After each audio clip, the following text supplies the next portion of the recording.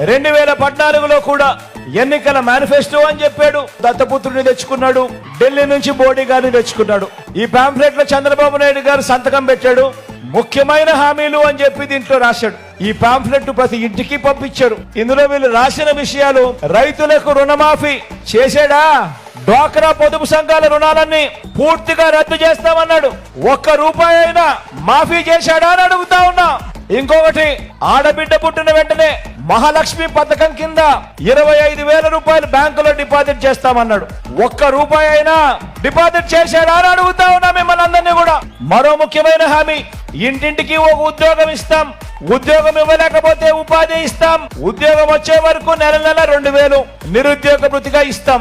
అంటే ప్రతి ఇంటికి 1,20,000 ఇచ్చాడా అని అడుగుతా ఉన్నా మీ అందరితో కూడా. అర్హులైన వాళ్ళందరికీ 3